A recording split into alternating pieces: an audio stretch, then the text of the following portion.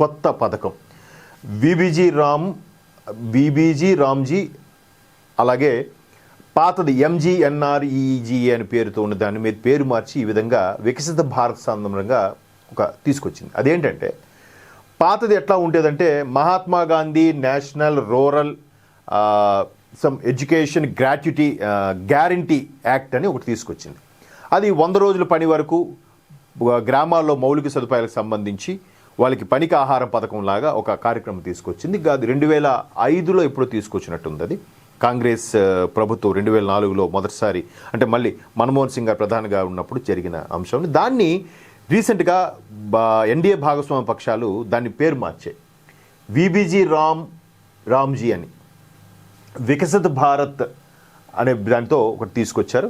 దాన్ని ఒక్కసారి ఎందుకు అంతగా దాన్ని వాళ్ళు విమర్శిస్తున్నారు? దీంట్లో తప్పు ఉందా, లేదంటే ప్రభుత్వం పేరు మార్చడం, మహాత్మా గాంధీ పేరు మార్చడం వల్ల ఏదైనా దాని పథకమే తీసేస్తుందా అనేది కాంగ్రెస్ వాళ్ళ యొక్క అభిప్రాయం.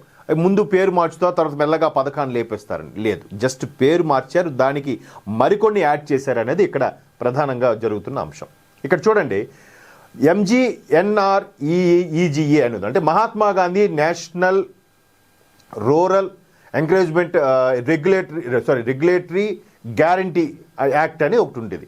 దాన్ని భారతదేశంలోని గ్రామీణ ప్రాంతాల ఉపాధి సమస్య ఎప్పుడు ఒక పెద్ద సవాలుగా ఉన్న నేపథ్యంలో పేద వ్యవసాయంపై దానికి సంబంధించి లభ్యతకు సంబంధించి జీవనోపాధి కలిగించే అంశంగా దీన్ని తీసుకొచ్చారు. అయితే ఈ గ్రామీణ కుటుంబాలకి సంవత్సరానికి కనీసం 100 రోజులు, 365 రోజుల్లో కనీసం 100 రోజుల పని కల్పించి వాళ్ళకి పనికి ఆహారం పథకం కింద కొన్ని ఇవ్వడం, అలాగే మౌలిక సదుపాయాలు, మంచినీటి పథకాలు కానీ, రోడ్లు కానీ ఏవైతే ఉన్నాయో వాటన్నిటికి కూడా, ఎందుకంటే దేశానికి పట్టుకొమ్మలు గ్రామాలే కాబట్టి వాటిని ప్రభుత్వం దీన్ని తీసుకొచ్చింది.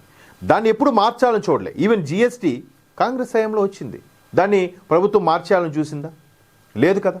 సో అలా ముందుకు తీసుకెళ్తున్న నేపథ్యంలో ఈ విబీజీ రామ్జీ పూర్తి పేరు ఒకసారి మనకు చూస్తే, విబి అంటే వికసిత్ భారత్, జీ అంటే guarantee for Rozgar, RAM, Ram అంటే రోజ్గార్ అండ్ ఆజీవికా మిషన్, లాస్ట్లో మళ్ళీ Gramin, VBG RAM G, Rozgar and Ajeevika mission Gramin అనే దాన్ని పేరు మార్చారు. అయితే ఇక్కడ దాన్ని ఏమిటో ఒకసారి మనం చూడొచ్చు. జీవనోపాధి మిషను గ్రామీణ పథకం ఉద్దేశాన్ని స్పష్టం చేయడానికి ప్రభుత్వం ఈ కొత్త పేరును ఎంచుకుంది. ఎందుకు ఎంచుకుంది ఈ పేరుని ఒక్కసారి అది చూస్తే, 2005లో ప్రారంభమైన ఈ పథకము, దాన్ని మొదట నేషనల్ రెగ్యులేటరీ అని సంబంధించి పిలిచేవారు. 2009లో దీని పేరును మహాత్మా గాంధీ జాతీయ గ్రామీణ ఉపాధి హామీ పథకం కింద మార్చారు. అయితే ఇది ప్రస్తుత ఎన్డీఏ భాగస్వామ్య పక్షాలతో కూడిన భాజపా ప్రభుత్వం దాన్ని 100 రోజుల కార్యక్రమాన్ని 125 రోజులకి మార్చుతూ ఒక బిల్లుని పాస్ చేసింది. దానికోసం ప్రతిపక్షాలు అడ్డుకున్నాయి. సుమారుగా 32 బిల్లులకు సిద్ధమైతే 18 వరకే పాస్ చేయగలిగింది విపక్షాలు అడ్డుకోవడంతో. అది కూడా 19 రోజులు అతి స్వల్ప కాలం అని కూడా చెప్పారు. ప్రధానమంత్రి విదేశీ పర్యటన కారణంగా ఈ విధంగా చేయాల్సి వచ్చింది. బట్ ప్రధానమంత్రి లేకుండా కూడా సభను నడిపించవచ్చు. పార్లమెంటరీ వ్యవహారాల మంత్రి, అలాగే స్పీకరు వాళ్ళు, అలాగే ఉపరాష్ట్రపతి వాళ్ళతో ఎగువ సభ దిగువ సభ కూడా నడిపించవచ్చు. కానీ ఆయన కూడా ఉంటే బాగుంటుందని కుదించి మరలా ఆయన వచ్చాక అక్కడికి అది క్లోజ్ చేయడం కూడా జరిగింది. సో అసలు ఈ వికసిత భారత్ గ్రామీణకు సంబంధించి ఎందుకు ఈ రోజ్గార్ ఆజీవికా మిషన్ ఎందుకు అంత ప్రత్యేకమైనది ఒకసారి మనం కూడా చూద్దాం.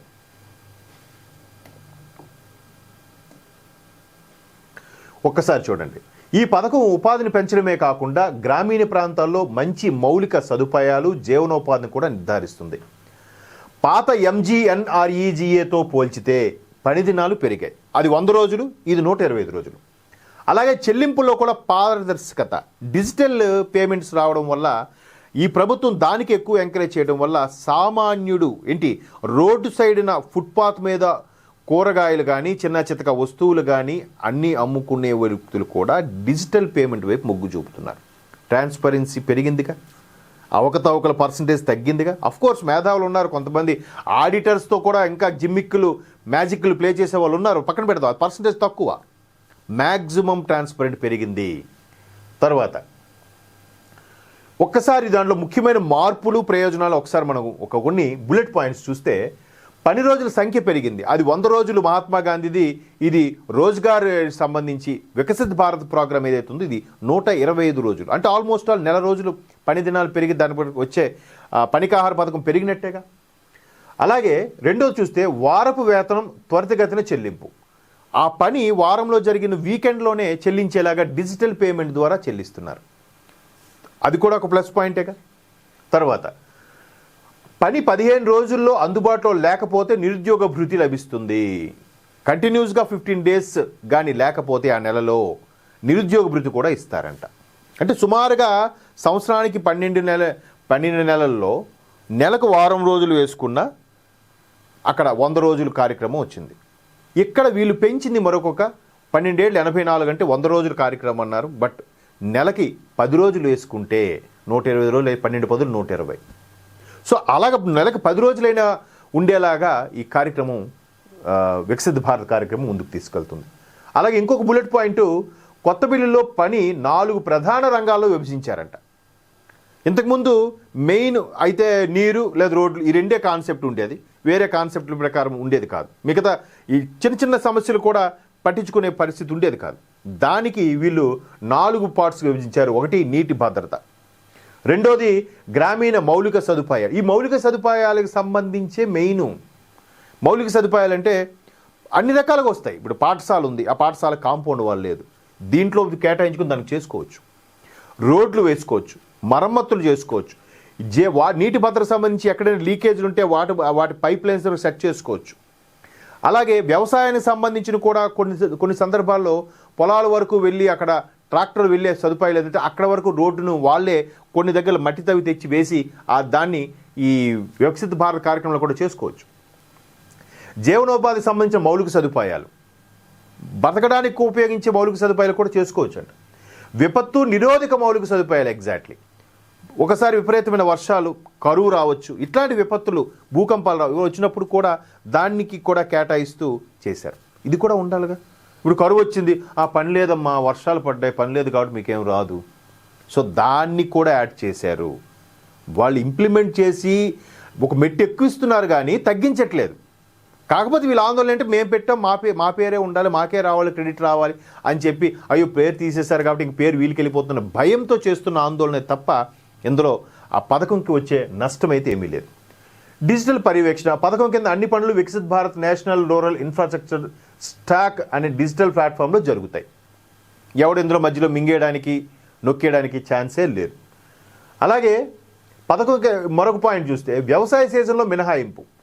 ఇప్పుడు సీజన్ ఉంది మనకి, ఇప్పుడు సీజన్ వరి కోతగా రావడము, దాన్ని పోగులుగా చేయడము, తర్వాత ధాన్యం మిల్లుకు చేర్చడము, తర్వాత పంట చేతికి రావడము, ఇది అదే కదా. మనం 2020 జనవరిలో సంక్రాంతి పండుగ చేసుకున్నది. ఆల్మోస్ట్ ఆల్ జూన్ జూలై నుంచి ప్రారంభమైన పనులు, దాన్ని ఏమంటారు, దమ్ము పట్టడము, ఉణుపులు అంటారు, కోతలు అంటారు, ఇవన్నీ అయ్యేసరికి డిసెంబర్లో ఇవన్నీ జరుగుతాయి. కాబట్టి అలాంటి సందర్భాల్లో అప్పుడు ఈ వికసిత్ భారత్ ప్రోగ్రాం ద్వారా కాకుండా మిగతా టైంలో చేసేలాగా 365 రోజుల్లో ఈ 125 రోజుల కార్యక్రమం పెట్టడానికి కారణం అది. ఇక్కడ చూడండి, వ్యవసాయ పనులు ప్రభావితం కాకుండా ఉండటానికి వ్యవసాయ పీక్ సీజన్లో 60 రోజులు కార్మికులు పనిలో నియమించరు. అలాగే digital MIS, geo tagging, biometric ధృవీకరణ, సామాజిక ఆడిట్ ద్వారా పథకం పూర్తిగా పారదర్శకంగా ఉంటుంది.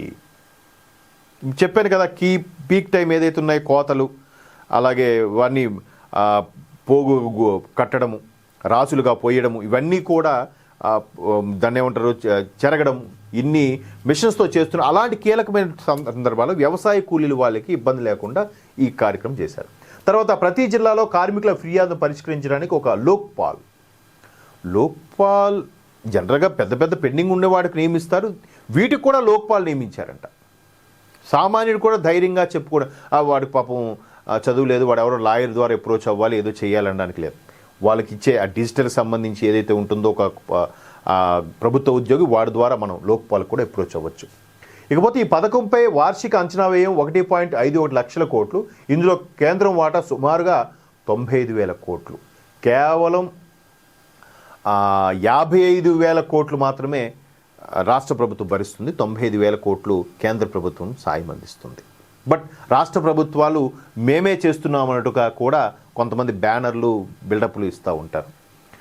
కేంద్ర ప్రభుత్వం రేషన్కి సంబంధించి కూడా కేంద్ర ప్రభుత్వం ఎక్కువ, బట్ రాష్ట్ర ప్రభుత్వాలకు సంబంధించిన హల్చల్ ఎక్కువ ఉంటుంటుంది. అది ఎవరికి చాలామందికి తెలీదు. అంటే సో ఈ విధంగా వికసిత్ భారత్ గ్రామీణ్ రోజ్గార్ అటవిక మిషన్ ఏదైతే ఉందో అది నిజంగా అజీవికా మిషన్ పథకం పూర్తిగా ఇంప్లిమెంట్ చేస్తూ ప్రజలకి ఇలా ఉందని ఎక్స్ప్లెయిన్ చేస్తున్నా కూడా గగ్గోలు పెడుతున్నారు.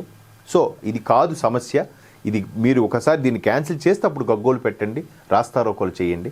ఎస్ఐఆర్ మీద ఏదైతే ఇప్పుడు హడావిడి చేస్తున్నారో అలా చేయండి. బట్ ఇప్పుడు ఎవరు మాట్లాడలేదు దీని మీద. ఆ పార్లమెంట్ సమావేశాల టైంలోనే విమర్శించారు, తర్వాత వదిలేశారు. సో ఈ వికసిత్ భారత్ విబీజీ రామ్జీ పూర్తిగా అర్థమైంది అనుకుంటున్నాను.